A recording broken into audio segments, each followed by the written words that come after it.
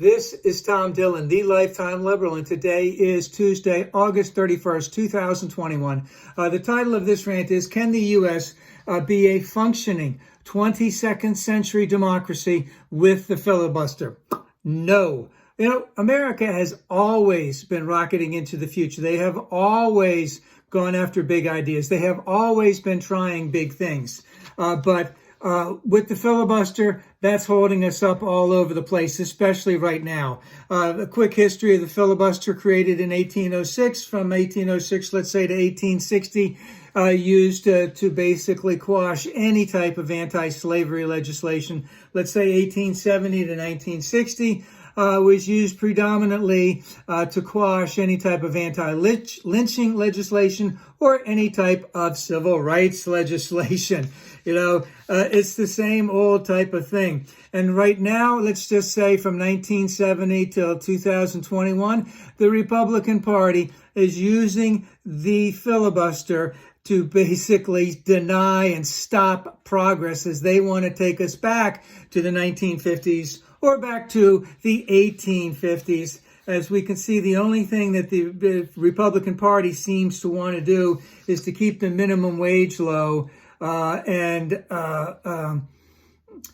keep the military high, keep the police high, keep guns available for everyone. While the Democrats at the same time are trying to increase the minimum wage, tax the rich, believe that we have global climate change, that we must make serious efforts for it, which we can do right now, and we have the technology to do it, but we do not have the political will.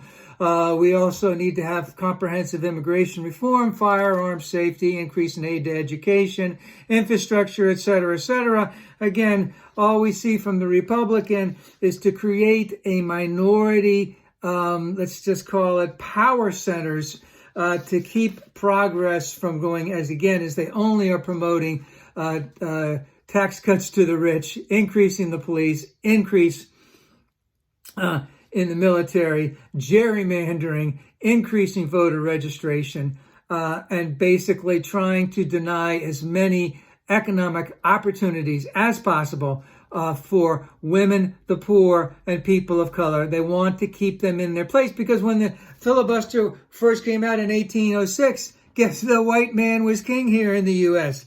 They want to keep it that way, that white patriarchal Christian society where men are at the top. And this is going to kill the U.S. as a functioning democracy. And, if we have to bribe Joe Manchin and Kristen Sinema to get them to drop the filibuster, we should. And one other thing is that all of the things that I just mentioned are wildly popular. We can do all of this. That's why the reconciliation bill is out there. That's why a voting rights bill is out there. But we have to get over the filibuster. Now they say, oh, well, if the Republicans come back in, they'll change it. But all of their policy are wildly unpopular. They'll see the wrath of all that if it comes back in. You've got to take a chance. You've got to go, what do they say? You got to go for the gold. You can't just play nicey-nicey the whole time.